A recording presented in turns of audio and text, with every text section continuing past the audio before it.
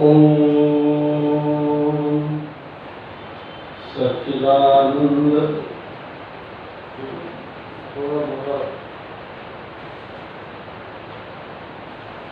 ओम सच्चिदानंद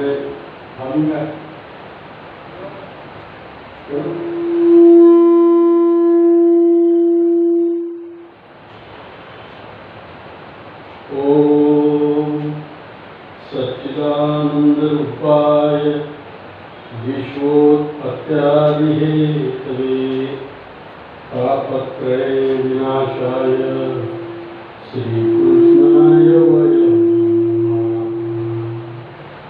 बोला गोपाल कृष्ण भगवान की जय। येथे उपस्थित माता भगिनी, बंधू मित्र पितृवर्ग श्रोतृवर्ग सगळ्यांना वंदन करतो आणि आजच्या आपल्या या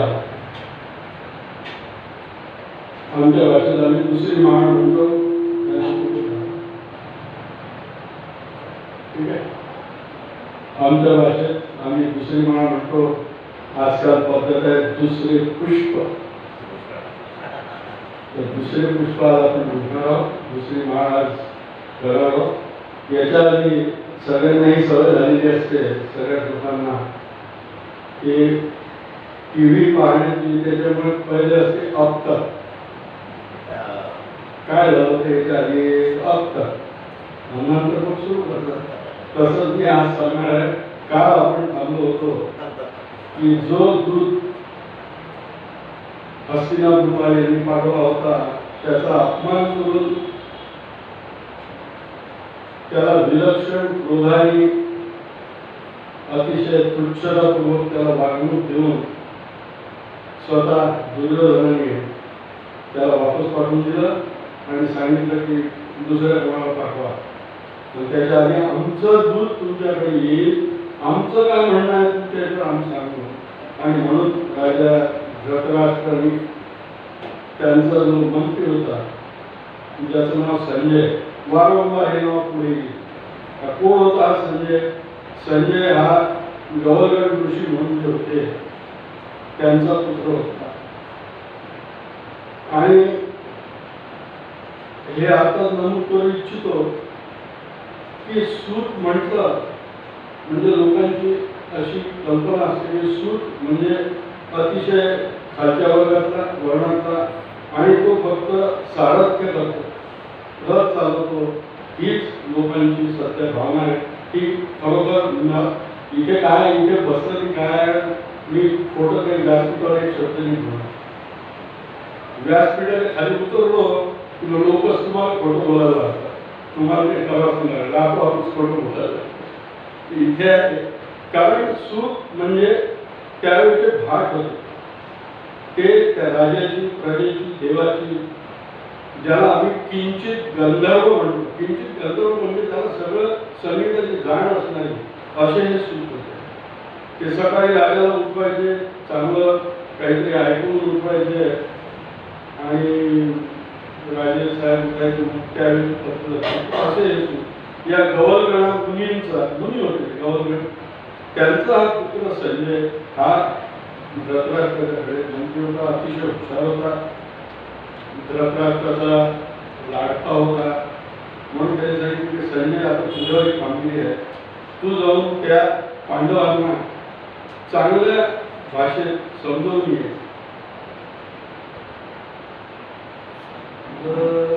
त्यावेळेला काय राजा बोले जर झाले, संजय महाराज गेले तिथे सभेमध्ये, आणि याच्या आधी यांचा जो दूत वापस आला होता पांडवांचा, तो दूत वापस आल्याबरोबर युधिष्ठिराने आपल्या सगळे जवळचे जे होते त्यांना बोलवून घेतलं।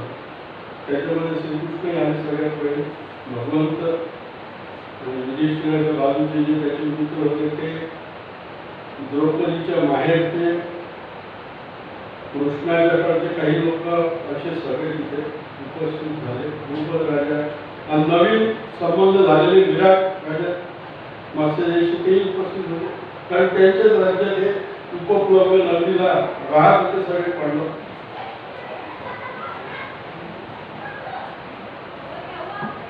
आणि संजय आला आणि त्यांनी दळण करणं चालू. आपल्या मराठी भाषेत म्हणजे दळण तेच चालू आपलं.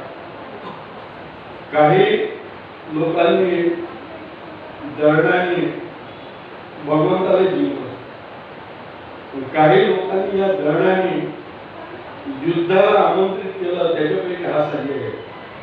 हा अतिशय गोड बोलून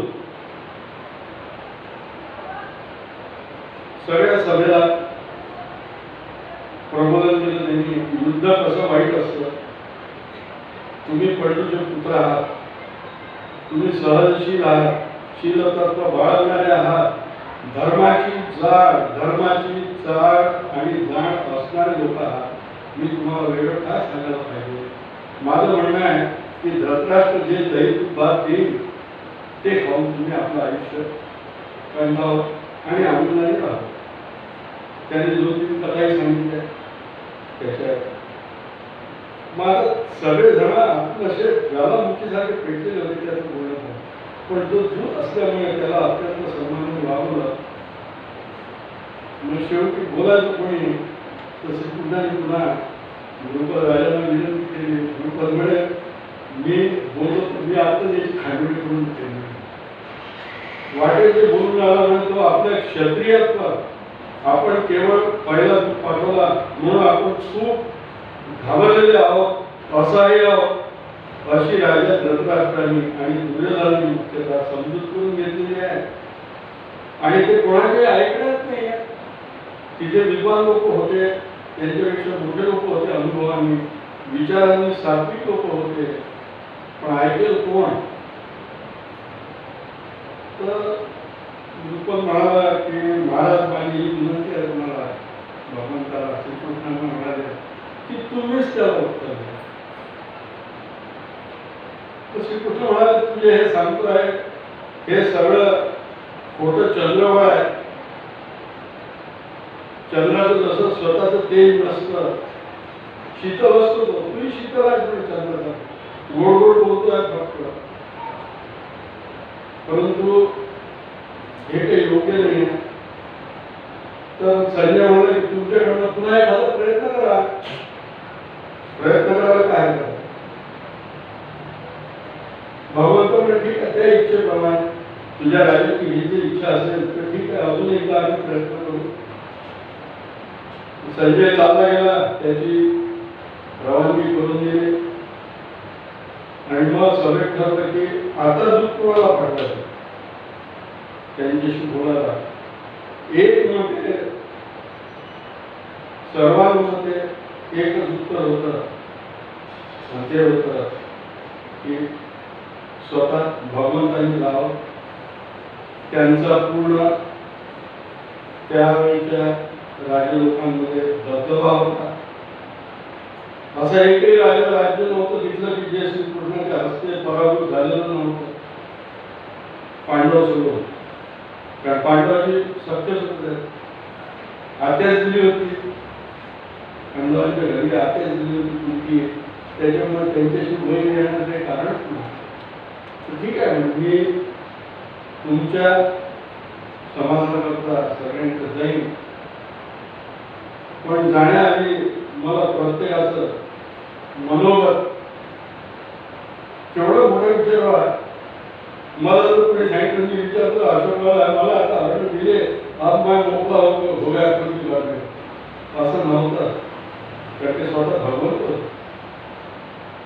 न्यायाची चाड होती, समचरण बुद्धी होती, समचरण दृष्टी होती. कुठल्या बाजूला कमी देखायचं नाही, कुठल्या बाजूला अन्याय होऊ द्यायचं नाही, ही भूमिका होती. म्हणून त्यांनी विचारलं की मी जाण्याआधी मला काही बोलायचं आहे, थोडं तुमच्या परवानगी बोलतो. तर प्रत्येकाने आता त्या काही माहीत नव्हते. याचं कारण असं की आताच्या पिढ्यांमध्ये आमच्या दमच नाही राहिले. माहीत शिवाय बोललो तर घसा बसून जाते नंतर 2 दिवसांनी. मग ENT सर्जनकडे गेलो तो सांगा misuse of voice. Misuse of voice काय? अरे चांगलं सांगायला प्रवचन. तर असं त्यावेळेला नव्हतं. सगळे खणखणीत होते. आहार व्यक्त होता त्यांचा. प्रत्येक जणांनी आपापलं मत व्यक्त केलं. पहिले युधिष्ठिर महाराज आले. युधिष्ठिर म्हणजे धर्म साक्षात धर्म. युद्ध कशाला हवं?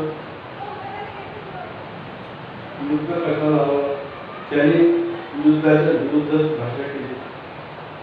या पांडवांमध्ये एक फार एकी होती बघा. मला आश्चर्य वाटतं होती की आपला दादाजी बोलला त्याला प्रत्येकाने सपोर्ट करायचं, त्याला प्रत्येकाने अनुमोदनच करायचं. तो जे बोलला त्याच्या विरुद्ध शक्यतो महाभारतात कोणी बोललं नाही. फक्त एकटा भीमच बोलला होता युद्ध खेळला जाताना. त्यावेळेला ओरडला होता युधिष्ठिरावर. पण बाकी मग युधिष्ठिरानंतर भीमात मोठा पर्याय ते बोलले. ते म्हणाले की युद्धाने हानी खूप होईल. मी केवढा आत्मविश्वास होता हे बघा. मी आणि अर्जुन जर भिडलो तर जे काय युद्धावर आलेले लोक आहेत त्यांना सगळ्यांना मरण्याशिवाय दुसरं काहीच नाही आहे. कशाला युद्ध पाहिजे? आपले लोक मरतील की? याच्यात कुठेही भीमानी किंवा अर्जुन नंतर आहे भीमाने असं म्हटलं नाही की आम्हाला धोका आहे. इतके पण इतका आत्मविश्वास होता. त्यामुळे शक्यतो म्हणे केशवा तू युद्धाची भाषा टाळ म्हणतो. तर त्याच्यानंतर नको बोलला, अर्जुन बोलला. त्यांचंही आपलं युधिष्ठिराने जे म्हटलं ते की शक्यतो युद्ध नको. मग कृष्ण म्हणाला तो सगळ्यात शेवटचा लहान सहदेव. या संपूर्ण पांडवांमध्ये हा सहदेव जो होता याला एक सिद्धी होती पहिल्यापासून. त्रिकालदर्शी होता.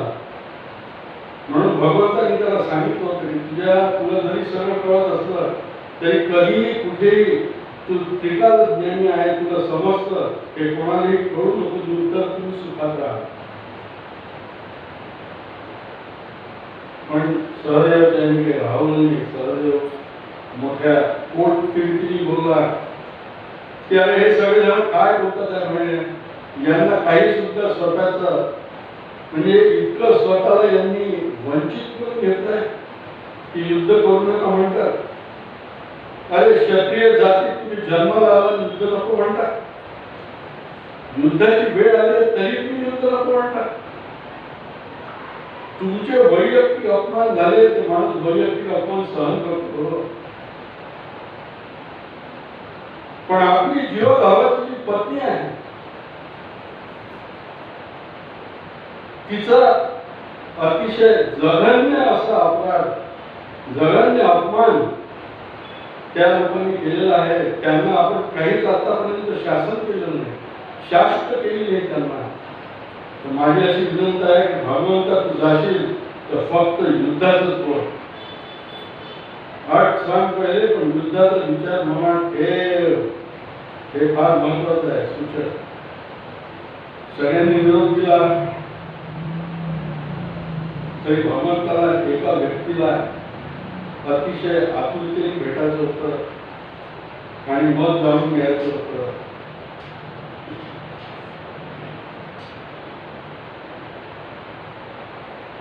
भगवंताला निरोप द्यायला सगळ्यांना थांबा निरोप घेऊ नका. अजून मला एका व्यक्तीला भेटायचं आहे. कोण असेल? ती होती भगवंताची सखी द्रौपदी. सखी म्हणजे लोक विचार सखीचा अर्थ काय? आणि सखा म्हणतो आपण. अर्जुन सखा, कृष्ण सखा म्हणजे काय हे थोडक्यात सांगतो. आमच्या किंचित 2 मिनिटाचा विषयांचं होईल करायचं पण महत्वाचं आहे. आपण कुठे सकाळी कुठे जातात, माता भगिनी भजनाला जातात, कुठे चेहरे ओळख होते पहिल्यांदा कोणाची तरी. आपण फिरायला जातो कोणीतरी भेटलं 3-4 दिवस तो माणूस आपल्याला दिसतो.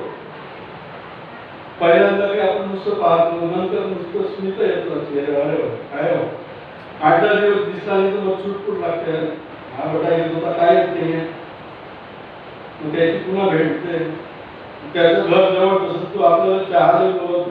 विदर्भातला असला पुण्याला तुम्ही आयुष्यभरी बरोबर गेले तर कधी चहा हा शब्द तोंडात निघणार नाही, लक्षात ठेवा, कधीच ते निघणार. आणि तिथे नवीन परिभाषा आहे पुण्याला. दोघं जण मित्र जर चहाला गेले तर ते आधीच तिथे टेबलवर बसल्याबरोबर सांगतात TTMM. मला बघा असं कुठलं TTMM म्हणजे काय, त्यामुळे जे का बोलावलं, समजा मी डोसा बोलावला त्यांनी कचोरी बोलावली, मी चहा घेतला त्यांनी कॉफी. TTMM म्हणजे तुझे तू माझे मी, पैसे खर्च करी रे बाबा, असं काही नव्हतं तेव्हा. तो मग चुटपुट लागते का तो दिसला नाही आपल्याला, मग ती असते आपली, तो माणूस आपला परिचित होतो. ही पहिली परिचित होणे. परिचित झाल्यानंतर तो एखाद्याला चहा बोलवतो, मग थोडंसं बोल नव्हतं इकडे, तुम्ही काय करता, मी काय करतो. मग नंतर स्नेही बनतो, स्नेह निर्माण. चहा दिसला नाही आपल्याला म्हणून स्नेही. स्नेहीच्या नंतरची पायरी आहे ती मित्र. आता मित्राची परिभाषा काय, मित्र कोणाला होणार याच्यावर नंतर सांगणार आहे ज्यावेळेला ओळख पाहण्याची. तो मित्राची साधी व्याख्या अशी आहे की मी संकटात आहे आणि मी आवाज दिला प्रवीण भाऊंना, हरिभाऊंना किंवा हे, जो आपलं काम सोडून ताबडतोब माझ्या भेटीला येईल, महत्वाचं काम सोडून, मी संकटात आहे कळल्यावर तो मित्र. किंवा मी बोलावलाय त्याला, मी आवाज दिला. सखा कोण, जो माझ्यापासून दूर आहे, मी त्याला हाके मारू शकत नाही, मोबाईल त्याचा पोहोचत नाही, आता द्यायचं out of range, out of range त्याला. पण त्याला चौथ्या माणसाकडनं कळतं की अरे बाबा विनोद संकटात आहे, त्यांनी आपल्याला बोलावलं, आपल्याला कळलाय, तर मी न बोलावताही स्वतःचे महत्वाचे कामं सोडून जो माझ्याजवळ येतो तो सखा येतो, त्याला सखा म्हणतात. न बोलावताही जो येईल मदत करेल तो सखा. आणि याच्या पुढची एक अँटीकोलेस्टिक म्हणतो आम्ही पाहिली आहे, विरोधाभासाची पाहिली, की मी त्यालाही सांगितलं मी संकटाला येत बाबा लवकर. दुसऱ्यांना मी सांगितलं, त्यांनी पण त्याला फोन केला, अरे संकटाला लवकर चल. तरीही जो येत नाही तो कोण, सखा, रक्ताचा, माझ्या रक्ताचं नातं आहे, माझी मावशी आहे, माझा मावसा आहे, मामा आहे, कोणी रक्ताचे कोणी येत नसतं. हे झाली परिभाषा सखेची. सखी कोण, सखी स्वतः भगवंतांनी सांगितलं सखी कोण आहे, तर ज्या सखीमध्ये जी माझी अत्यंत जवळची मैत्रीण आहे, ज्या मैत्रिणीची बनली आहे ती आईचे गुण निघून, माझ्या आईचे गुण तिच्यात आहे, माझ्या बहिणीचे गुण तिच्यात आहे. बहिणीप्रमाणे भावाला प्रेम करते ती, आईप्रमाणे मुलासारखं प्रेम करेल ती, आणि मित्र म्हणून सुद्धा जी प्रेम करेल ती. या मैत्रीमध्ये कुठलाही लिंगाचा याचा अर्थ नाही, अशी जी मैत्री राहील की जिच्याकरता जीव तुटेल न बोलावते ती राहील, तशी ती सखी म्हणून सखी म्हटलेलं आहे. ही द्रौपदी सखी होती कृष्णाची, म्हणून ते म्हणाले की मला एका व्यक्तीला भेटायचं आहे, मगच मी उपप्लव्य नगरी सोडील, प्रस्थान करीन.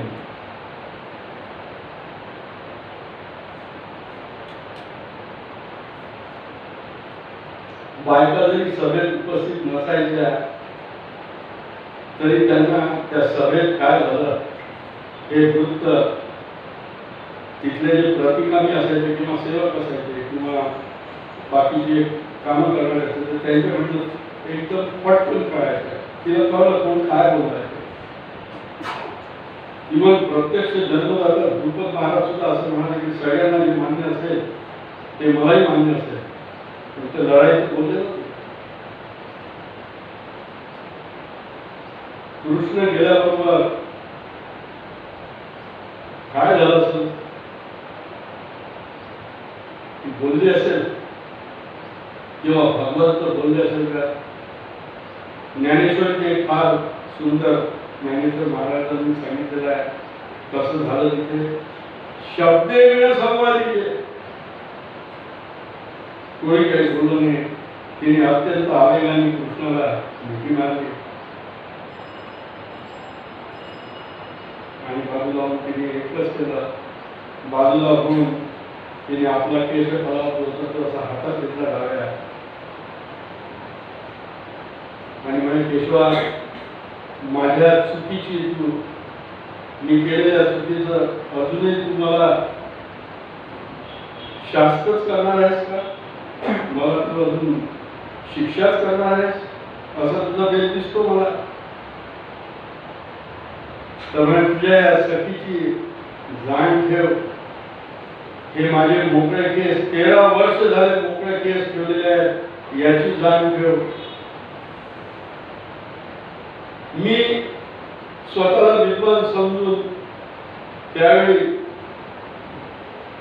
पूर्ण कौरवांच्या सभेत मला जेव्हा नेलं होतं तेव्हा तू काय बोलते ते त्यावेळेला तू ऐकलं नव्हतंस, ते आज तू ऐक. हे सांगते कृष्णाला. मी माझी अन्यायाची माझ्यावर झालेल्या भूमिका सांगण्याकरता संपूर्ण सभेला प्रश्न केला होता. सभेत कोण होते? हे दुर्योधन, दुःशासन, शकुनी, कौरव होते का आणि धृतराष्ट्र होता का? नाही. सभेमध्ये विचारवंत, द्रोण, कृपाचार्य, सगळे शास्त्र पळून काढलेले लोक होते. स्वतः भीष्माचार्य अत्यंत ज्ञानवान पुरुष, पूर्ण त्या द्वापर युगातला ते भीष्म होते. हे लक्षात घ्या. कृष्णांच्याही तोडीचे. अशा या सभेत असताना तिने द्रौपदी सभेला प्रश्न केला की मला आणलाय ते तुम्ही सभा म्हणताय सभेत या असं मला घेऊन आला. मला पहिले निरोप मिळाला की सभेला प्रश्न विचारली झाली द्रौपदीच्या आवाला की नसा सभा यत्र न संती वृद्धा. अवधी सांगेल न ते वृद्धा ये न वदन्ति धर्मम नासौ धर्मो यत्र च नास्ति सत्यम न तत् सत्यम यत् छलेन अनुविद्धम. अरे म्हणे सख्या कृष्णा मी असं बोलले म्हणताना विद्वत्तापूर्ण बोलले की ज्या सभेत वृद्ध नाही ती सभाच नाही. जे वृद्ध धर्माचं बोलत नाही तो धर्मच नाही. आणि ज्याच्यामध्ये छल आहे तो धर्म नाही, ते सत्य नाही असं मी बोलले तरी कोणी माझ्या प्रश्नाचं उत्तर दिलं नाही.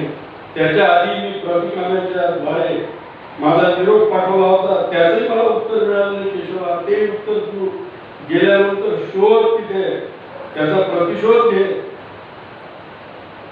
प्रतिकामी जेव्हा तुला सांगायला गेला की तुला बोलायला आहे सभेमध्ये जशी आहे तशी आहे, तर तिने त्यावेळेला असंच सांगितलं होतं. तिने प्रश्न विचारला प्रतिकामीला, तू सांग म्हणे तुला माझ्या भावात होतो कसेश्वर ना पराजयी तो आम्हाला द्रौपदी, म्हणजे द्रौपदी असं बोलली हे त्या सेवकांनी येऊन सभेत सांगितलं. तिने विचारलं की पहिले पराजित कोण झालं, पहिले पणाला कोणी लावलं होतं. प्रतिकामी म्हणे मला काही समजत. दुसरा वेळ ती विचारते द्रौपदी सभेत किम पूर्व विचारते तुम्ही काय घडलंय की मला अशी वागणूक देताय तुम्ही, मला बोलवताय तुम्ही इथे.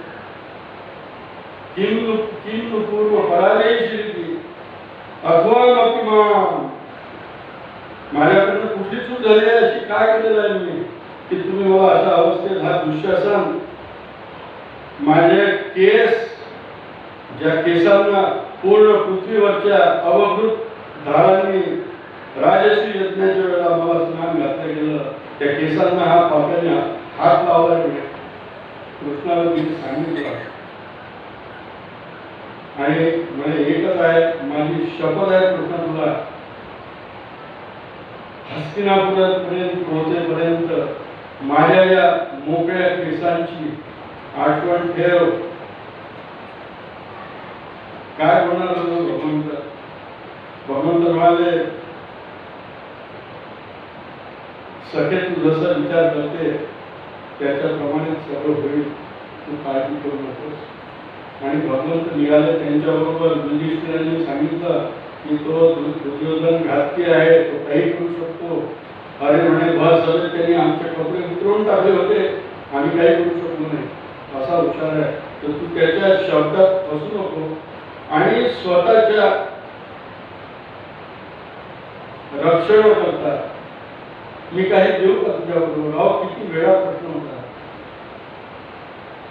अरे ज्यांनी एक हाती सगळे जगाचा पराभव केला, किती राजे सांगायचे, किती दुष्ट राक्षस मारले त्यांनी. काही वेळा युक्तीने, काही वेळा शक्तीने, काही वेळा चातुर्याने. त्याला असं युधिष्ठिर म्हणाला, भगवंताला हसू नये. त्यांनी सुरू केलं, ठीक आहे ठीक आहे, मी पाहतो, काही काळजी करू नको. माझ्याबरोबर द्वारकेतले सगळ्यात उत्तम लढवय्ये दोघे जण माझ्याबरोबर आहेत. काळजी, आम्ही तिघं असतो तर पूर्ण विश्व जे आहे ते विश्वाले आम्ही खतम करून टाकू, काळजी नको. कोण? भगवंताबरोबर सात्यकी, शिनी सात्यकी म्हणतात. म्हणजे शिनी त्याचे आजोबा होते, त्यांचा मुलगा सात्यकी. आणि दुसरा होता कृतवर्मा. ते दोघे कमांडोच होते त्यावेळेचे. आता जे जसे कमांडोज आहेत त्याच्यापेक्षा कितीतरी पटीने श्रेष्ठ, सगळ्यामध्ये श्रेष्ठ असे होते. आणि हे निघाले आणि पहिला यांचा पाडाव त्या उपप्लव नदीपासून हस्तिनापूरकडे जाताना वृत्तस्थल नावाचं एक छोटं गाव लागतं. रात्र झाली असल्यामुळे कृष्ण आपण इथे थांबूया आणि उद्या आपण सकाळी हस्तिनापूरला पोहोचू. वृत्तस्थळाला जसं तिथल्या त्यावेळेला ग्रामपंचायती असायच्या, असतीलच त्यावेळेला होत्या. त्यावेळेला गणमान्य असायचे, गण असायचे. गण तिथला जो मुख्य असायचा त्याला जसं कळलं की द्वारकाधीश श्रीकृष्ण आपल्या गावात आले आहेत, तर काय झालं असेल त्याला. तुम्ही जर नुसती कल्पना करा की भगवंत माझ्या घरी येणारच, मी काय करेल. सारखे बघतो त्यांनी लागत स्वागत केलं, त्यांना सर्व व्यवस्था केली त्यांची. आणि आम्ही निघणार असं श्रीकृष्णाने सांगितलं. आणि सकाळी निघताना श्रीकृष्णाला एक अत्यंत महद आश्चर्य. थोडेसे गावाच्या थोडे पुढे जातले तर तिथे 8-10 लोक त्याला दिसले, जे हात पुढे उभे होते. आणि जवळ गेल्यावर श्रीकृष्ण स्वतःच नतमस्तक झाले. कोण होते 8-10 लोक? हे ऋषीमुनी होते स्वर्गातले. सप्तर्षी जे आहेत ते ऋषी तिथे होते. आणि त्याच्यापेक्षा महत्वाचं म्हणजे भगवान परशुराम स्वतः तिथे होते. आणि त्यांनी श्रीकृष्णाला नमस्कार केला सगळ्यांनी. म्हणजे परमेश्वरा, परब्रह्म आहेस तू, हे लक्षात ठेव. कुठलाही अन्याय तू होऊ नको. आणि पृथ्वीवर रक्तपात आम्हाला नको आहे, एवढं तू पहा. श्रीकृष्णाने काय उत्तर दिलं त्याला? कुणाची अवज्ञा होणार नाही. आपल्या मनाचा, भगवंताच्या मनाचा थान कोणाला लागतो का? एक वेळ समुद्राचा थान लागेल, भगवंत नाही लागतो. त्यांनी अत्यंत लिहिलेले नमस्कार केला, मी लक्षात ठेवू असं श्रीकृष्ण बोलले. आणि त्यांना म्हणाले की आम्हाला लवकर पोहोचायचं, आम्ही येतो, तुमचं संपूर्ण लक्षात ठेवू.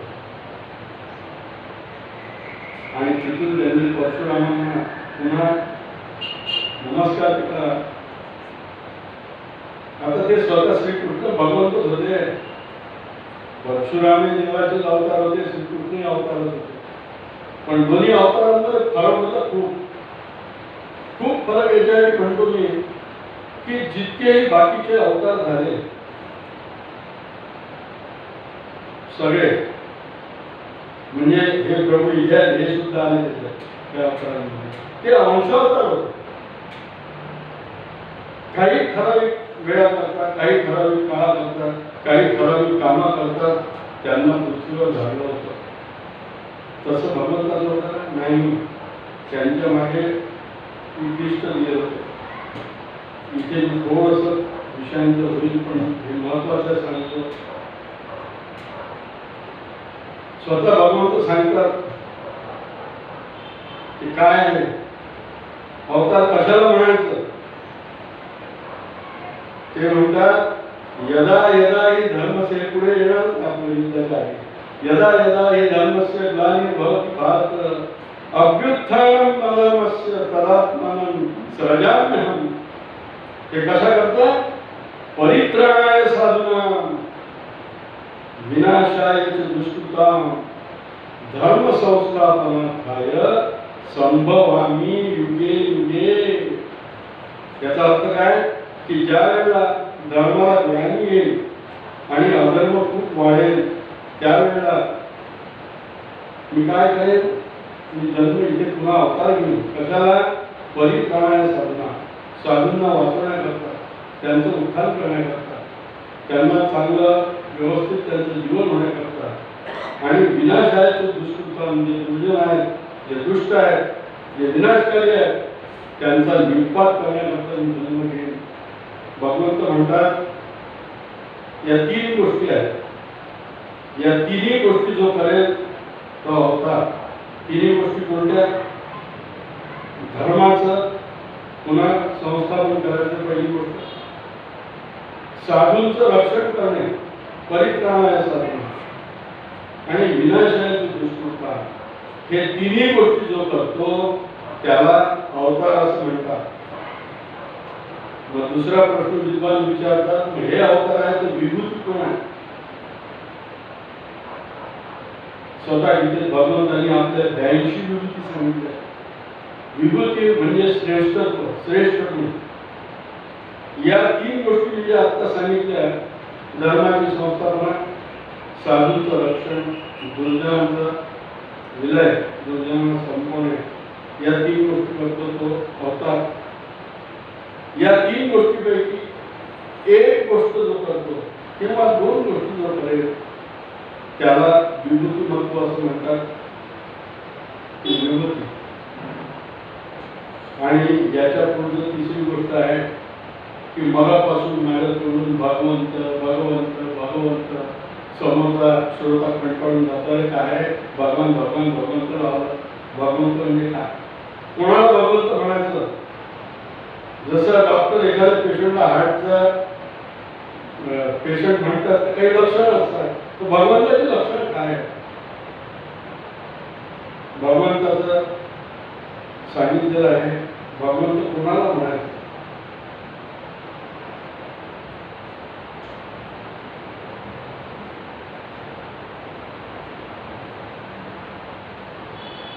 सहा गुण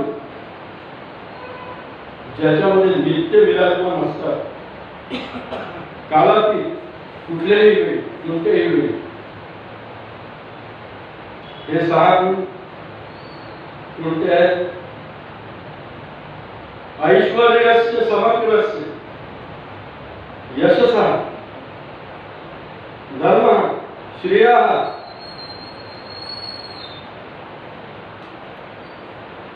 ज्ञान वैराग्ययोश्चैव षण्णाते. षण्ण म्हणजे सहा, षण्णाते भव इतिना. भव म्हणजे गुण. हे सहा गुण ज्या ठिकाणी आहेत. ऐश्वर्य म्हटल्यावर आमच्या डोळ्यासमोर फक्त मोटरगाडी. माझे 18 फ्लॅट्स आहे मुंबईमध्ये, 40 फ्लॅट्स आहेत, 28 गुंठे नाही तिथे 2800 गुंठे माझी जमीन आहे. झाले आज झाली. तर हे भगवंत नाही, ही संपत्ती नाही आहे, ऐश्वर्य नाही आहे. ऐश्वर्य म्हणजे 8 सिद्धी आहे. या 8 सिद्धी ज्याच्याजवळ आहेत सदैव तिन्ही पिता कुठल्याही वेळेला आहे, आपद गतीमध्ये आहे, आपद धर्मात आहे ज्याच्याजवळ. आणि हे बाकीचे जे सांगितले यश, धर्म, ज्ञान, वैराग्य आणि ऐश्वर्याचं समजस्य म्हणजे या 8 सिद्धी आहेत. महिमा सिद्धी, अहिमा सिद्धी, लधिमा सिद्धी, प्राकाम्य, ईशित्व, या ज्या सिद्धी आहेत या सिद्धी ज्याच्याजवळ आहेत सगळ्या. प्राकाम्य म्हणजे एका क्षणात इकडून तिकडे पोहोचणे. मनोवेगाने म्हणजे ज्याला असं वर्णन असतं ते एकदम प्रकट झाले. तर प्रकट व्हायची सिद्धी कोणाकोणाला होती? एक होती नारदांवर, पुढे फटकन प्रकट होऊन जायचे. त्याच्यामुळे गोळी खायची ते आणि सुनवायचे समोर. भगवान वेदव्यास अंतरिक्षातनं पटकन प्रकट व्हायचे. त्यांनी त्यांच्या आईला सांगितलं, तू जेव्हा जेव्हा इच्छा करशील माझी मला म्हणशील बोलाशील त्या क्षणी तुझ्यासमोर प्रकट आहे. ही प्राप्ती अजून एक सिद्धी असते की जे पाहिजे तो ते माणूस प्राप्त करू शकतो. ईशित्व नाही, नुसत्या कळकळी गोवर्धन पर्वत लावा. ईशित्व हे सगळे ज्याच्याजवळ आहे, सदैव आहे, नेहमी करताय, आपदगतीत आहे, आपद धर्मात आहे, कोणाला मदत करण्याकरता आहे तो भगवान. अशा 3 स्टेजेस मी सांगितलं महत्वाचे लक्षात ठेवा. विभूती, श्रेष्ठत्व, जे श्रेष्ठ गुण असतील ते भगवंत स्वतःच म्हणतात की मी कोण आहे. वृक्षानाम अश्वत्थामाम म्हणजे पिंपळाचं झाड आहे. वृक्षांमध्ये यांच्यामध्ये ऋषींमध्ये मी भृगू आहे. सगळे असे 82 ऋतू सांगितले. मी कोणाला काय आहे. ऋतूला कुसुमावर म्हणजे वसंत ऋतू मी आहे हे भगवंत स्वतः सांगतात. तर असे हे 3 प्रकार. ते एकसारखं भगवंत म्हणतो सांगा. तर भगवंत निघाले निरोप घेऊन आणि परशुरामांना त्यांनी सांगितलं नमस्कार करून. परशुरामाला भेटवून सुविधा दिली. तर परशुरामाला जरा तो की हा आपला थोडासा असला परशुराम हुशार होते. ते म्हणून मला माहित आहे का असला, पण त्यावेळी परिस्थिती वेगळी होती. कारण याच परशुरामांनी असं म्हणतात 26 वेळा पृथ्वी निक्षत्रिय केली. योग्य होतं का होते? कृष्णाने पडत होते योग्य नाही केलं त्यांनी ते त्यावर. पण ते अवतारात होते आलेले. हे शेवटी असं कळत हस्तिनापुरात जसं यायला लागले तसं यांना आधीच कळलं होतं धृतराष्ट्र महाराजांना की श्रीकृष्ण स्वतः दूत म्हणून आपल्या सभागृहात येणार आहे. वेगवेगळी तयारी त्यांनी केली. विदुराला सांगितलं, विदुरांना जवळचं मानाचं पुराण सांगायचं. पण विदुरही हुशार होते. विदुरांना कळायचं की याच्या मनात काय आहे. विदुराला म्हणाला तर मी माझे 18 अतिशय चांगले सुवर्णमंडित सगळे सजलेले रथ सारख्या सकट श्रीकृष्णाला अर्पण करणार आहे. मी हे देणार आहे ते देणार आहे अशी मोठी लिस्ट होती. राजे राजवाडे त्यांना काय एक काय आणि 1000 गोष्टी काय. अत्यंत गौरव संपन्न आणि अर्थ संपन्न असं ते कुरु राज्य होतं. त्याला काय कमी होतं. तर ते विदुर म्हणाले बाबा तुझं तुझ्याजवळ ठेव, त्याला काही तुझी गरज नाही. जी गरज आहे ती फक्त तू अधर्माने विचार करू नको. श्रीकृष्ण पुढे आल्यावर धर्माने विचार कर आणि योग्य तेच बोल. असं करत करत श्रीकृष्णांचं खूप नागरिकांनी रस्त्यावर सडे टाकलेले होते. इतकं जवळपास 53 श्लोकांमध्ये वर्णन आहे. ते 53 श्लोक लक्षात ठेवणं म्हणलं ते मला एक काही सिद्धता नाही येते नाही राहत. काही जे महत्वाचं आहे तेवढं लक्षात राहतं. असं झालं की मग लोक म्हणत असतात तसं म्हणायचं आपण सुद्धा आता वय झालं हो आजकाल काही लक्षात राहत नाही. खरंच नाही राहत नाही राहत. अर्थात ज्याचा अर्थ लहानपणी खूप लक्षात राहत होतं असंही काही नाही. अतिशय बंड पोरगा होता समोर बसलेला आणि नालायक होता. आताही आहे असं. तर तिथे त्यांनी खूप समजवलं होतं. तो आल्यावर स्वागत करायचं कोणी करायचं हे ठरलेलं असतं. राजशिष्टाचार असतात. आणि हे दूत म्हणून येतात, ही व्यक्ती कोणाला सर्वसामान्य दूत नाही आहे. हा स्वतः भगवंत येतो आपल्या घरी. केवढं मोठं भाग्य आहे हे विदुर त्याला समजून सांगतात. अर्थात त्याकडे हे स्वतः भगवंत आहे हे फक्त 4च व्यक्तींना माहित होतं. अर्जुनाला युद्ध सुरू होईपर्यंत माहित नव्हतं. मित्र समजत होता. हे 4 व्यक्ती कोण? द्रोणाचार्य, भीष्माचार्य, कृपाचार्य आणि कुंती माता. तिला माहिती हा माझा भाचा साधा सुद्धा भाचा नाही आहे. त्याच्यावर घरात माहिती होती का बाबा शेवटी आगमन झालं. आपले भेरी तुतार्या दुंदुबी सगळं वाजवलं गेलं आणि त्याचं आगमन सभेत झालं. सभेमध्ये नुसती जुजबी भेटणार होते ते, कारण मुख्य सभा दुसऱ्या दिवशी भरवलेली होती. धर्मराष्ट्रांनी त्यांचे जवळचे राजे हे ते सगळे बोलावले होते. सगळ्यात पहिले यांनी धृतराष्ट्राला प्रणिपात केलं. का? धृतराष्ट्रापेक्षा श्रेष्ठ लोक तिथे होते, पण त्यावेळी असं मानलं जायचं की जो राजसिंहासनावर बसलेला आहे तो स्वतः विष्णूचाच अवतार आहे. त्याला विष्णू त्या राजसिंहासनाला तो नमस्कार असायचा, त्या राजाला नाही. त्यांनी धृतराष्ट्राला प्रणिपात केला. त्याच्यानंतर योग्य ते प्रमाणे भीष्माचार्य, द्रोणाचार्य, कृपाचार्य आणि आश्चर्य त्यांना असं वाटतं भगवंतांना की त्यांनी जेव्हा उजवीकडे डावीकडे नजर फिरवली ते उजवीकडे काल भेटलेले जे ऋषी होते ते सगळे तिथे बसलेले होते. कण्व ऋषीपासून सगळे सप्तर्षी होते बसलेले आणि भगवान परशुराम पण तिथे होते.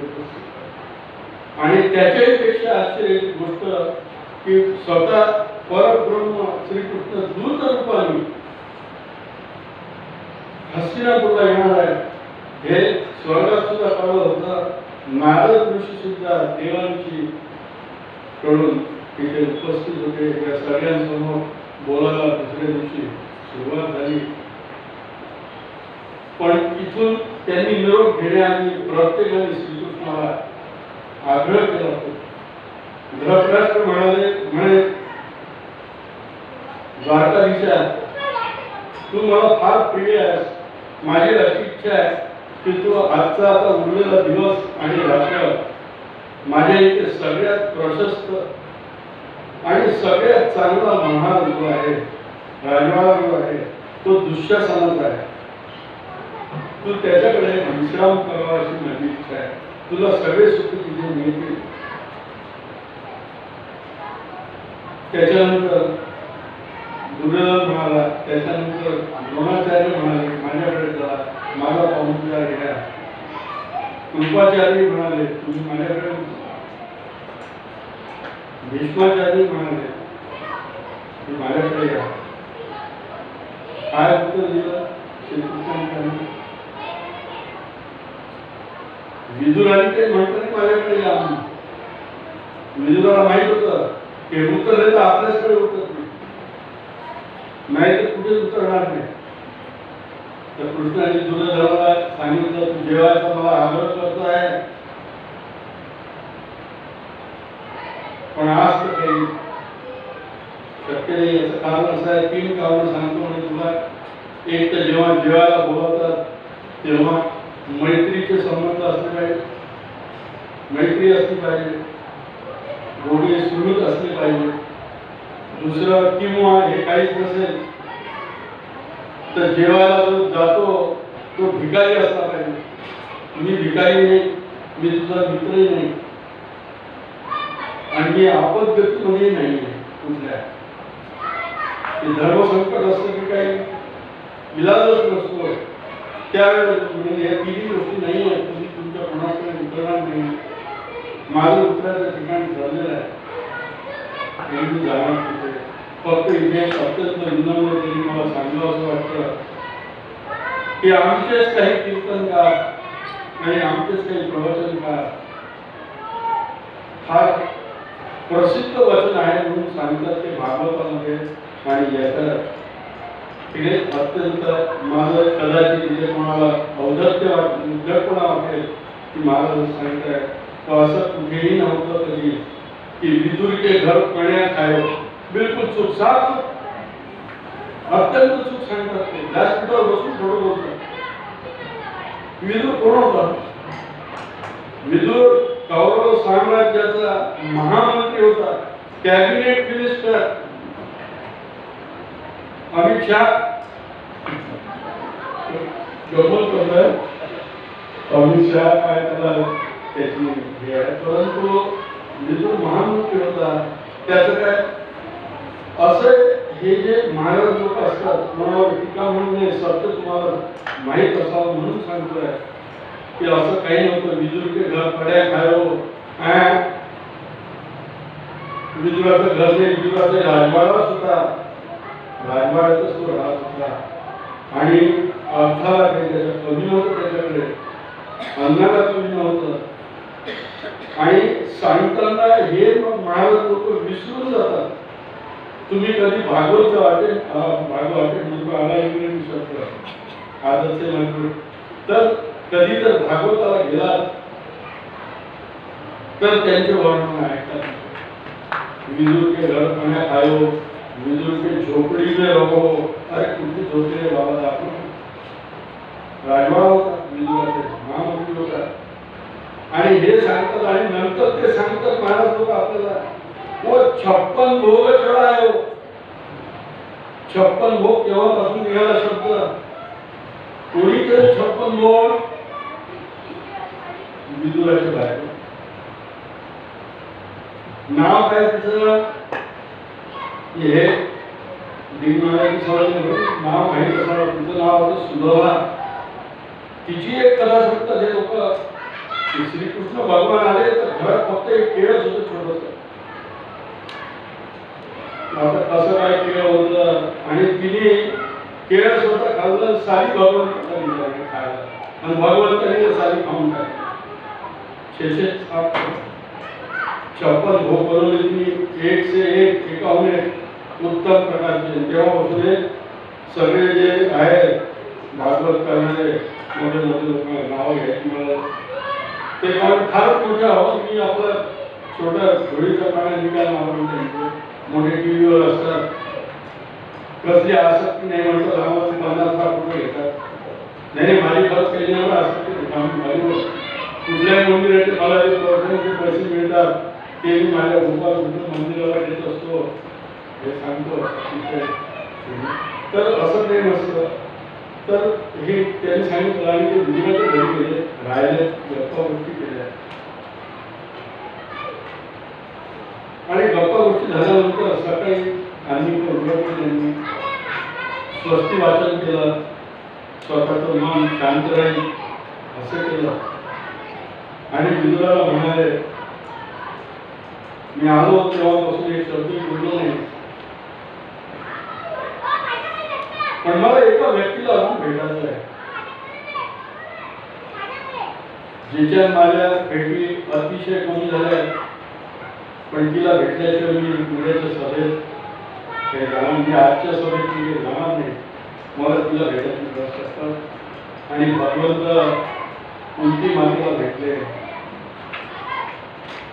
आणि तिला विचारलं मी आलो आहे तुझ्या मुलांचा दूत म्हणून आलेलो आहे माझ्या अर्जुनाचा शब्द आहे का माझ्या अर्जुनाचा दूत म्हणून आलो आहे तुझी काय इच्छा आहे सांग श्रीकृष्णाला वाटलं होतं की ही सांगेल नाही रे बाबा असं काही करू नकोस यांची संख्या यांची ताकद खूप आहे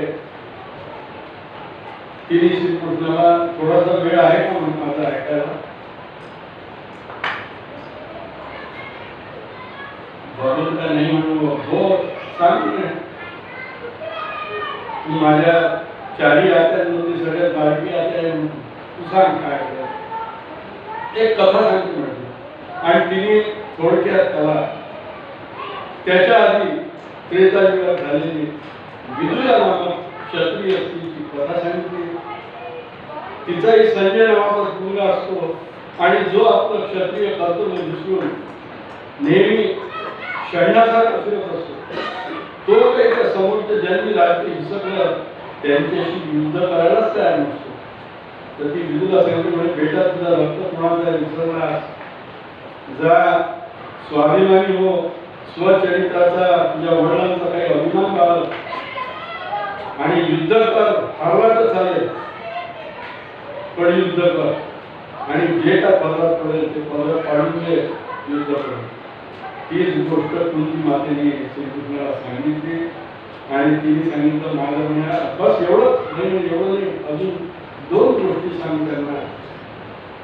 युधिष्ठिर मी कोणाला सांगू, भगवंत माझ्या गाण्यात उत्साह होते ना, हे 5 जण आहेत, 5 पैकी कोणाला सांगू. ती म्हणे माझे 5 मुलं एकच आहे, एकच समावलेले आहे, पण तरी तो धर्माने चालणारा असल्यामुळे तो बरोबर अर्थ काढेल की नाही याची एखाद्या वेळेला मला शंका येते. तर तू हे फक्त म्हणे भीम आणि अर्जुन या दोघांना सांग की एक क्षत्राणी म्हणजे एक क्षत्रिय स्त्री ज्या कारणाकरता मुलांना जन्म देते ती वेळ आता आलेली आहे आणि त्या क्षत्रिय धर्माने आता वागा. आतापर्यंत तुम्ही जे वागले ते धर्माच्या अनुसार वागले, आताही धर्माने वागा पण क्षत्रिय म्हणून वागा. एवढा निरोप देऊन जेव्हा वापरत असेल तेव्हा आणि इथून भगवंत माझ्याजवळ वेळ आहे म्हणून मी वेळात आहे. इथून भगवंत सभेत गेले. सभेत नेहमीप्रमाणे नमस्कार झाले आणि धृतराष्ट्र महाराजांनी विचारलं की बोल, तू नाहीतरी त्यांचं दूत रूपाने आम्हाला सांगणार आहे तर त्यांचा काय निरोप आहे पांडवांचा हे सांग, सगळ्यांना ऐकू जाईल असं स्पष्ट आवाज आहे. आता भगवंताचा आवाज स्पष्ट नव्हता का हो, PNCचे 10,000 सायन्स उभे केले तर शेवटच्या माणसाला ऐकू जाईल एवढं भगवंताचा खंड आवाज. ठीक आहे, भगवंताने सांगितलं की पांडवांनी त्यांची जी पैतृक संपत्ती आहे त्यांनी हस्तिनापुरातला एक कडेही मागितलेला नाही हे स्पष्ट केलं.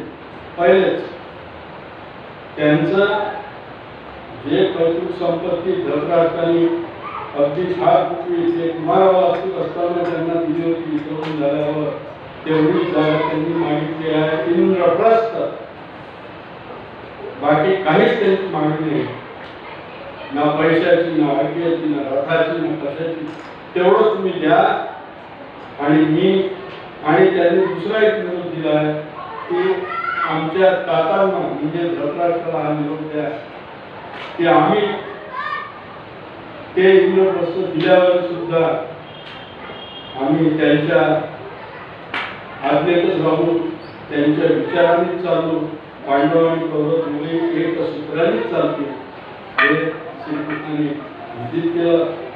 हे बोलल्यानंतर सभेतले जे सर्व ज्येष्ठ परशुरामांसकट आणि ऋषीमुनींसकट आणि मुख्य म्हणजे द्रोणाचार्य, कृपाचार्य आणि भीष्माचार्य आणि सभेत सगळ्यात वयोवृद्ध कोण होते बाल्ली ते सुद्धा उपस्थित होते. बाल्ली म्हणजे भीष्माचे काका जे दत्तक गेले होते लहानपणी. बाल्लिक राजा बाल्लिक देशात ते शंतनूचे भाऊ, तिसरा भाऊ शंतनू महाराजांचे ते सुद्धा होते. त्यांनी सुद्धा साधू साधू म्हणून श्रीकृष्णाची स्तुती केली. ते किती चांगलं सांगितलं आहे. त्यांना आनंद हाही होता की हस्तिनापूरचं तर काहीच नाही माहिती, मर्यादा आहे बिना युद्धाचं एक रक्ताचा थेंबही न सांगता.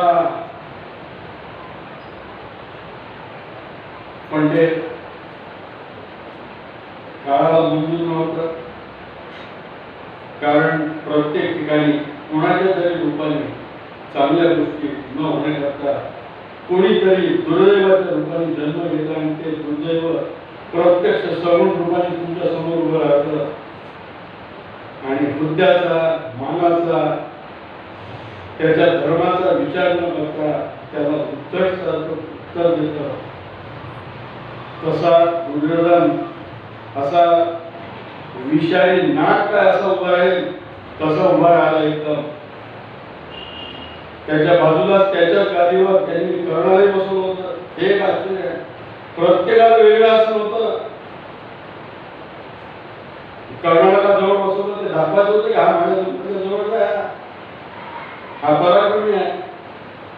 होते मर्यादित होते ना पराक्रमी कोण नाही म्हणत. आणि दुर्योधन उभा राहिला म्हणे केशवा हा प्रस्ताव मला मंजूर नाही. सगळे हा प्रस्ताव मंजूर नाही मग काय तर दुर्योधन त्याला म्हणाला दुसरा काही प्रस्ताव आहे याच्या विपरीत दुसरं काही असेल तर सांग. ते पटलं मला तर मी सांगेन. विचार करणे तोपर्यंत आणि तो तिथून तळप सभेतनं बाहेर जाताना कर्णात हात पकडून शकुनीला बोलावून आणि दुःशासनाला बोलावून चौघे जण सभेच्या बाहेर जायला लागले. बाहेर चालले गेले. तू विचार करतो आम्ही येतो आता 2 मिनिटात. मिनिटात ते म्हणाले त्यावेळेला मिनिट नव्हतं. आम्ही येतो गेले आणि बाहेर त्यांची मंत्रणा चालू झाली या चौघांची की हा कृष्ण मर्यादेच्या बाहेर पडून राहिला एखादा यालाच पकडून कैद करून टाकणं म्हणजे युद्ध याच्या भरोशावर तर पांडवयुद्ध खेळणार. यालाच आपण कैद करून टाकलं. कैद करून इथे साखर देणार आपले मोठे मोठे कैद भारी आहे त्याच्यात एका याला टाकून घेऊ. त्याच वेळेला कृष्णाचं गुप्त हे खातं फार हुशार होतं. आपल्या सध्याचे जे गुप्त हे खाते भारताचे ते मला नाही वाटत तितके सक्षम आहे किंवा शिवाजी महाराजांचे जे गुप्त हे खातं होतं ते श्रीकृष्णाच्या पेक्षा थोडीच होतं. महाराजांच्या गुप्त हे खात्यात 3000च्या वर भरणा होता लोकांचा. त्याचा नाईक होता बहिर्जी नाही. शिवाजी आणि श्रीकृष्ण यांच्यात अनेक साम्यस्थळ आहेत आणि शिवाजी महाराजांनी मी स्वतः अवतारच मानतो कारण अवतार काय कोणाला म्हणायचं या 3 गोष्टी सांगितल्या आणि शिवाजी महाराजांनी पण या 3 गोष्टी केल्या. त्यावेळेला धर्माची संस्थापना साधूंचं रक्षण आणि दुर्जनांचं विलय मार्ग.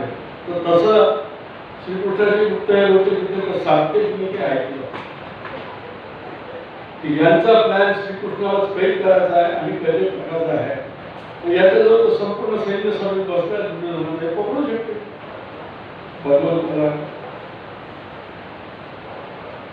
ते आले त्यांनी कृष्णाला कानात सांगितलं सात्विकीने असा विचार बरं म्हणजे माझा पर्याय दुसरा सांगितलं ते त्याला काय विचार करतो त्याला पाहूया. कार्य म्हणे आता कार्य त्यावेळेला महाभारतामध्ये 800 संस्कृत आहे तिथे आदराखाली कोणालाच कोणी बोलत नाही नाव घेऊनच बोलतात. कृष्णाला विचारलं त्यांनी हा काय झालं तुझा आता पहिला पर्याय आम्ही नाकारला दुसरा काही आहे का. मग भगवंतांनी सांगितलं त्याला दुसरा पर्याय बरोबर इंद्रप्रस्थ नका देऊ तिथलं राज्य नका देऊ बल नका देऊ काहीच नका देऊ ऍग्रिकल्चरल लँड ती पण देऊ नका चालेल. मग काय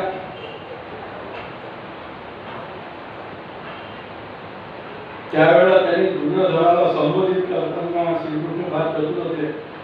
त्यांनी दुर्योधन नाही म्हटलं त्याला त्यांनी म्हटलं सुयोधना. सुयोधन म्हणजे अतिशय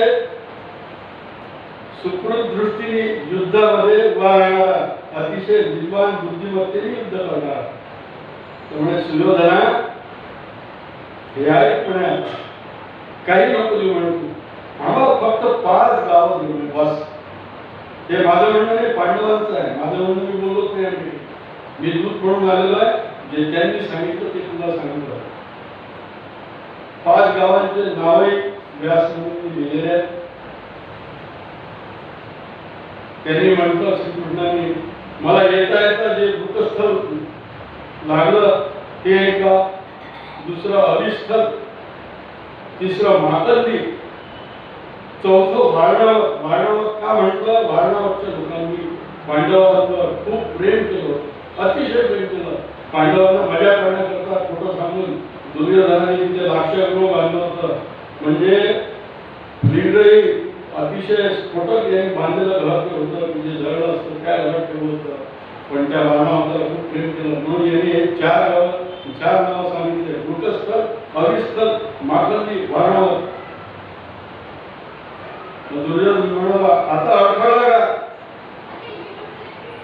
पाचवं गावाचं नाव सांगितलं नाही म्हणजे त्यांनी सांगितलं म्हणे पाचवं दुर्योधनाला जे द्यायचं असेल ते त्यांनी द्यावं, आम्ही स्वीकारतो. केवढा मोठं नाव! जे सम्राट होण्याचं लायकी होते त्यांनी फक्त 5 गावं मागितले आणि 5 गावं मागितल्यावर दुर्योधनाने अतिशय आठवणीने सांगितलं.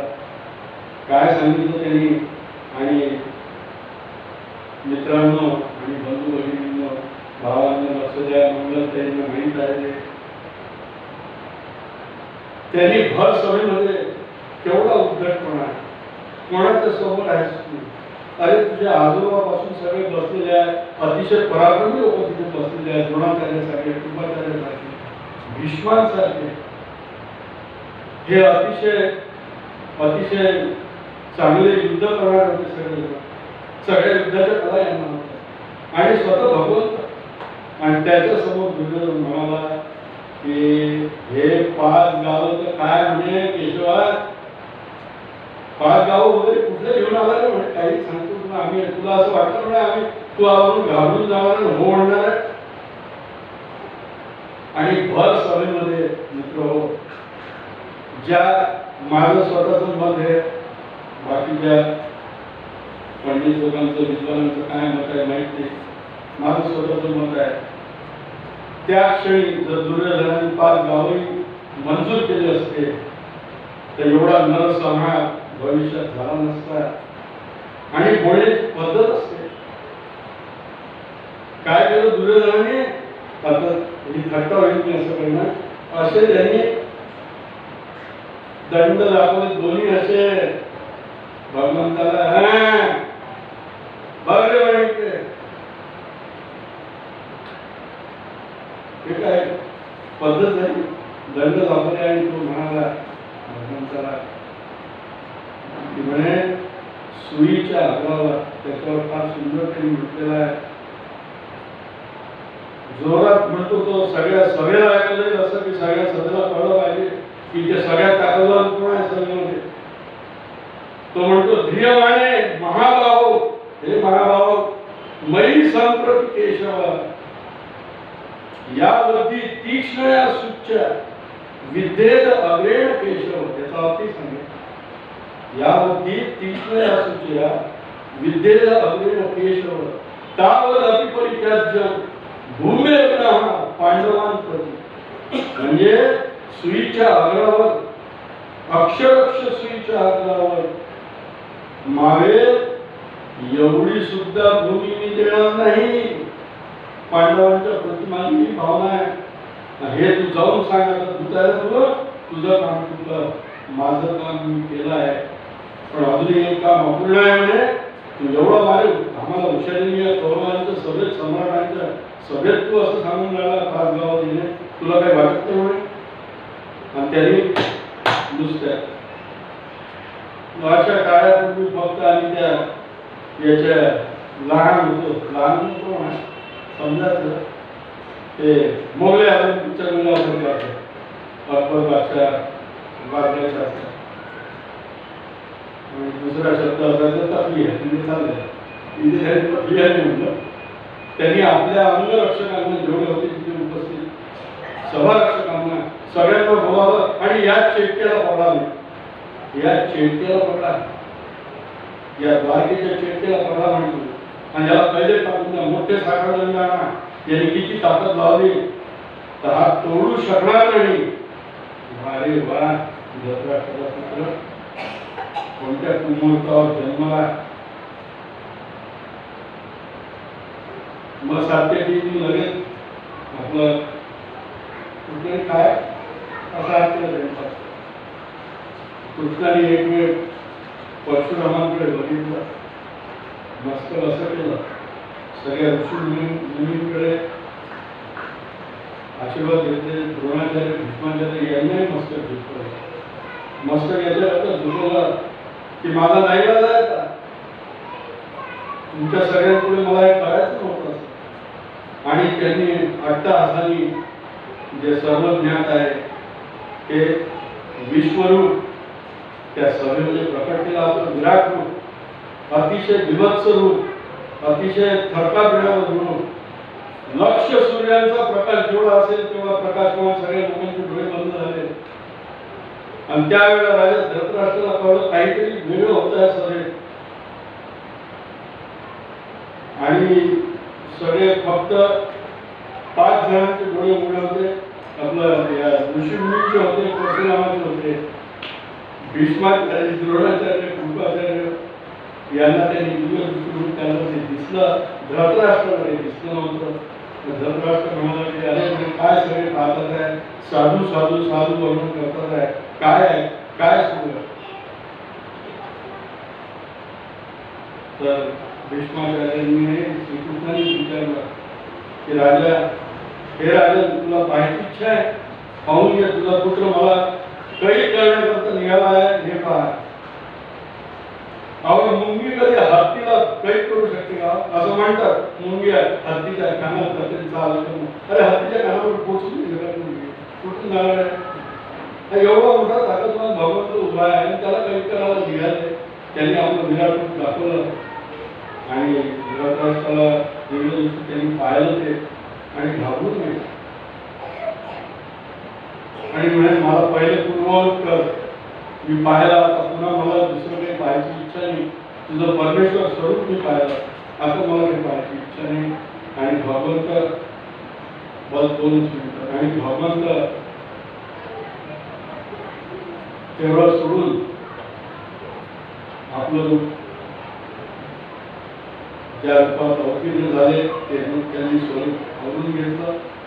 सात्यकीला आणि कृतवर्मा दोघांनी चला आपलं काम झालेलं आहे, आपण जाऊया. मग प्रश्न उठतो आमच्या मनात, बरोबर की म्हटलेला व्यासांनी श्रीकृष्ण शिष्टाई खरोखर या सगळ्या खरोखर भगवंताच्या मनात समेट करायचं होतं का?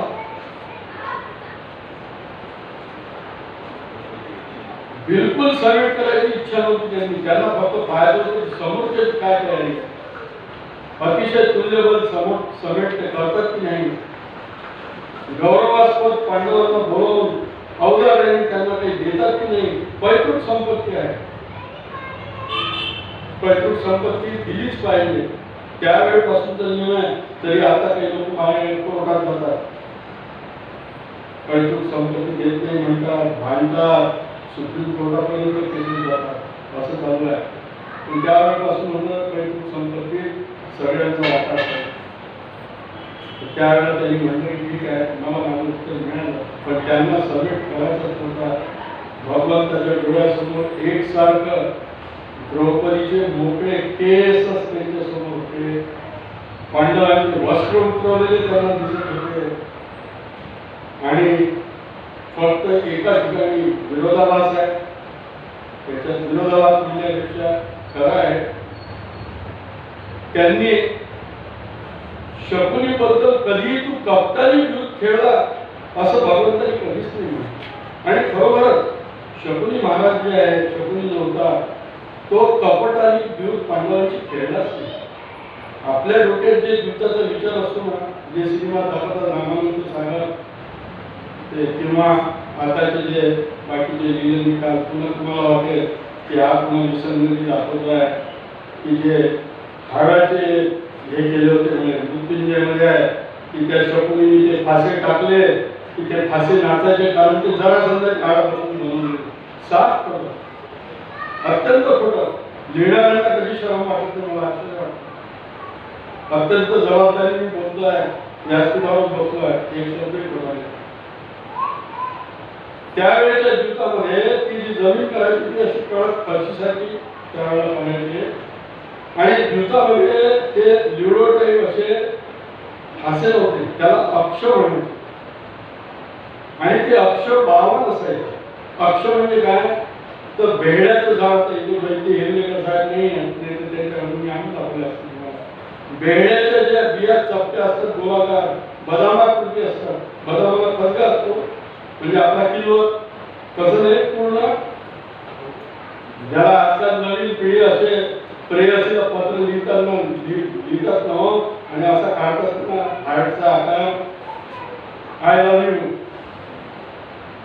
बरोबर मला माफ करो मित्रांनी माफ करा. तर तसं त्या आकाराचं ते बी असतं चपटं असतं आणि अशा 52 मोठ्या बिया जो देवन करणारा असतो. देवन म्हणजे त्याला आपण पिस्तूल पत्ते पिस्तूल म्हणतो जो डाव खेळणारा असतो. या पूर्ण युद्धामध्ये एकदाही शत्रूंनी अक्ष फेकलेले नाही आहेत. ते कृपया लक्षात घ्या. तो कृतहस्त होता म्हणजे त्या विद्येत त्याच्या इतका ब्रिलियंट कोणीच नव्हतं. त्याच्या इतका त्याचा तेव्हापासूनच तो शब्द निघाला आहे कृतहस्त. आपण म्हणतो ना कृतार्थ झालो. कृतहस्त म्हणजे त्याची इतकं त्याला युद्धाचं ज्ञान होतं त्याच्यात की त्याच्यासमोर कोणी विकास पडला असता.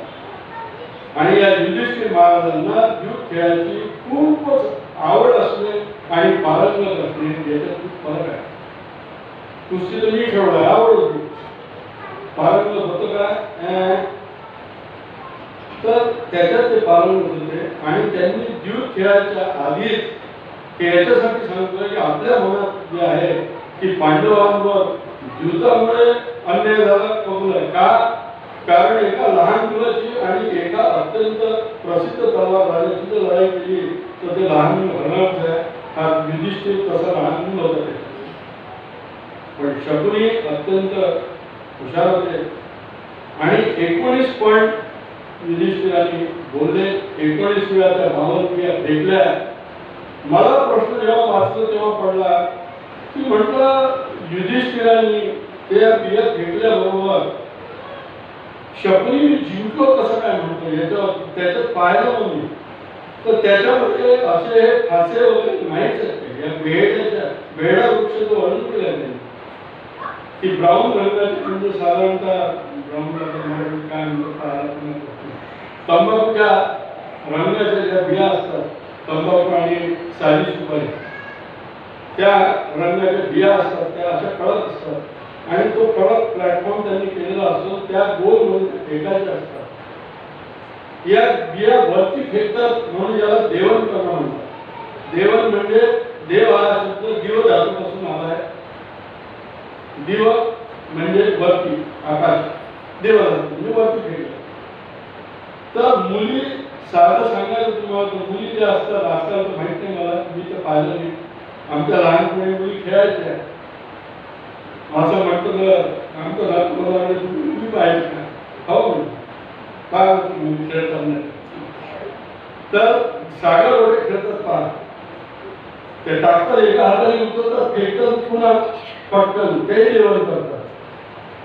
तर हे जे वरच्या वरतीच ते ज्या बिया तो शकुनी ओढून घ्यायचा आणि त्या बिया सम प्रमाणात पडल्या तर देवन करणारा जिंकला.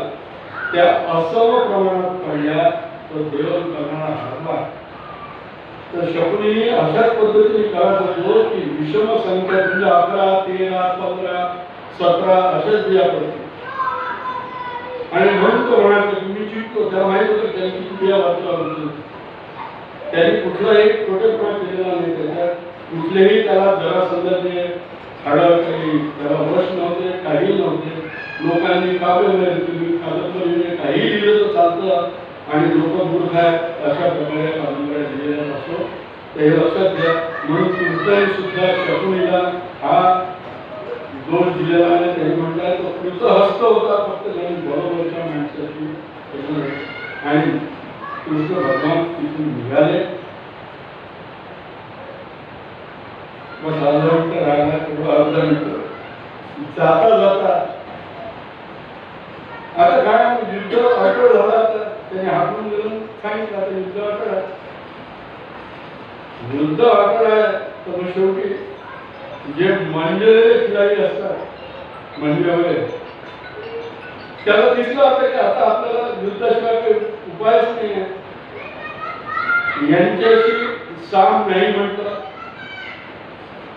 दाम त्यांना कौरवांना काही देऊ शकत नव्हते. तर कौरव इतके प्रचंड होते, साम दाम दंड दंड तो त्यांना युद्धातच दाखवायचा होता. मग उरला भेद. मग भेद करायला काय होत आहे असं भगवंताने निर्माण झालं. आणि त्या सभेच्या पुढे जाताना त्यांनी सगळ्यांना नमस्कार केला आणि त्याला कळलं नाही. कळणाला म्हणे तर ये बेस माझ्याबरोबर होता. अहो आजच्या घडीला जर समजा जात असेल, मोदीजींनी तर मला म्हटलं हा ये बस बाबा माझ्या घरी, अरे केवढा आनंद पंतप्रधानांनी मला बोलावलं. तसं त्या काळाला आनंद झाला. रे यादव वीर श्रीकृष्णाने आपल्याला बोलवलं गेला.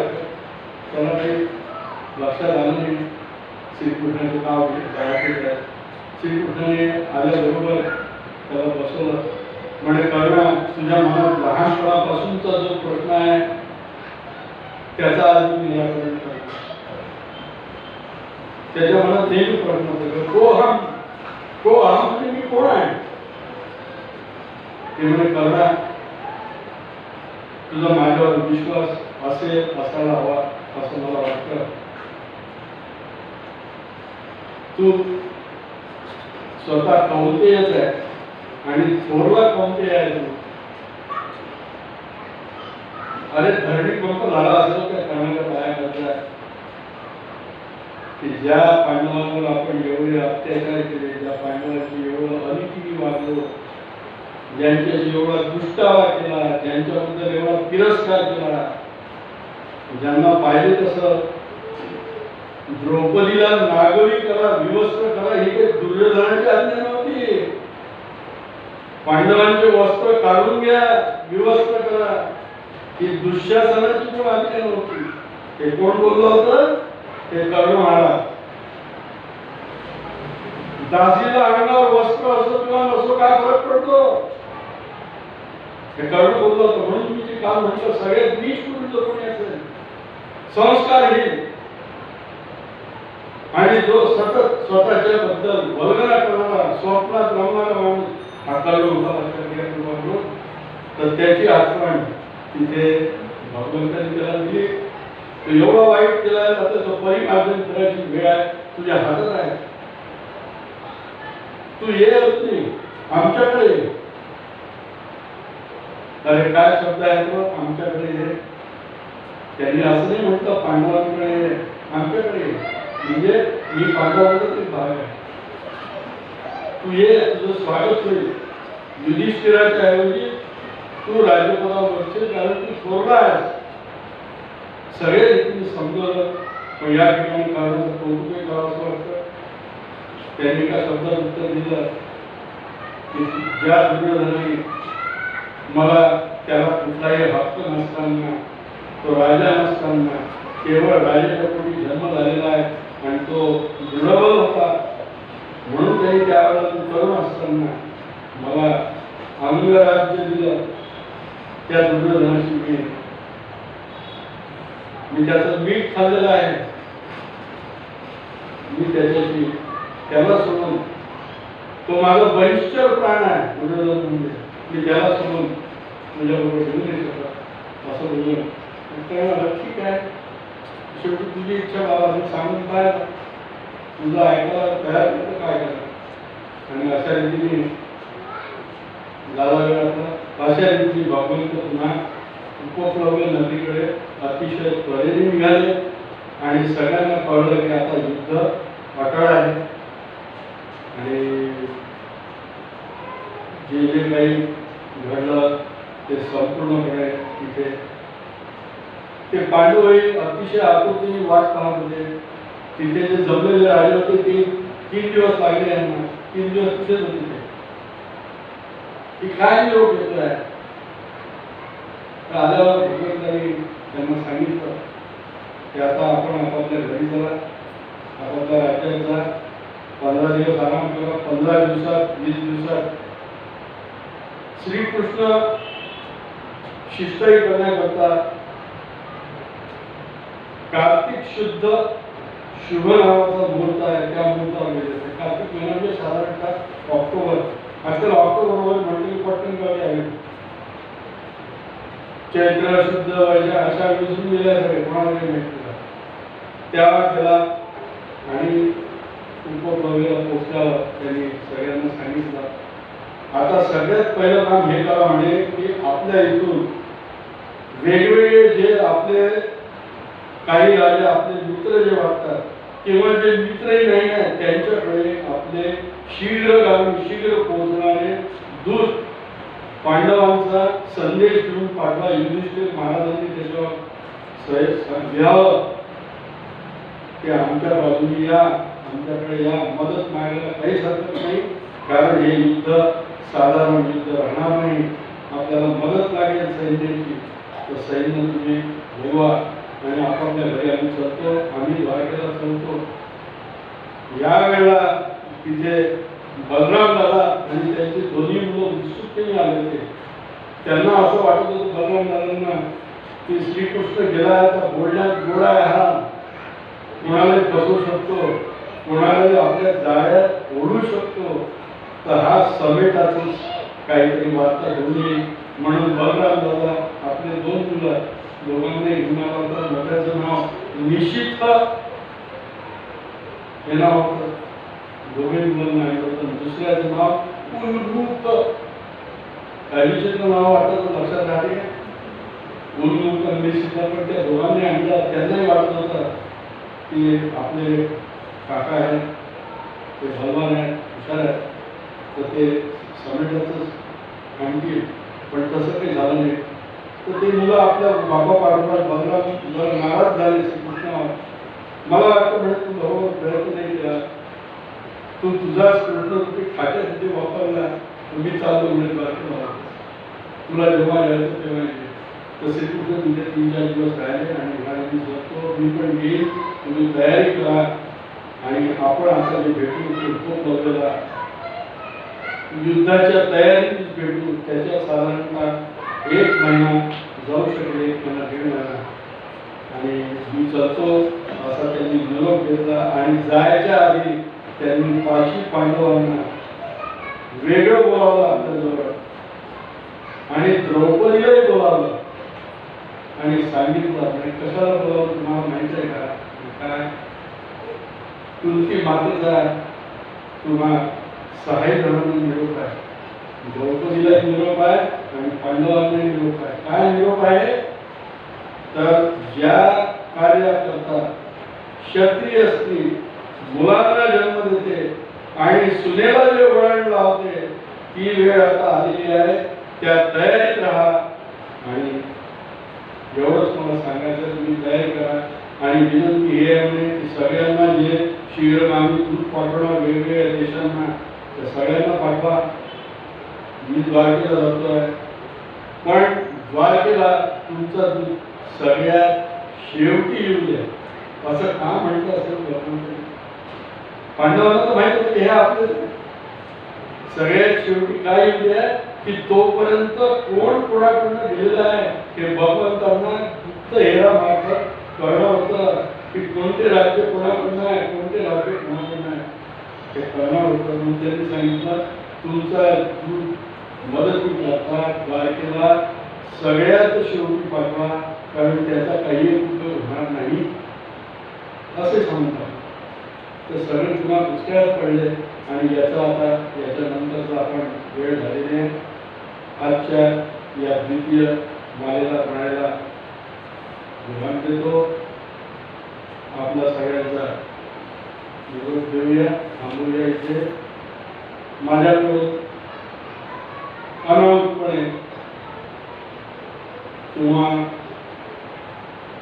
अवधत्याने कोणाबद्दल जे काही माझ्याकडून अपशब्द निघाले असतील की खरं मी बोललो, काही लोक आमचेच कीर्तनकार खरं सांगत नाही, प्रवचनकार खोटं सांगतात, तुम्ही जे बोलताय ते खरंच बोलताय, पण तरी सुद्धा त्या महानुभावांची सगळ्यांची नमस्ते माफी मागून आजचं आपलं हे प्रवचन इथे थांबवूया. उद्या या. आता फक्त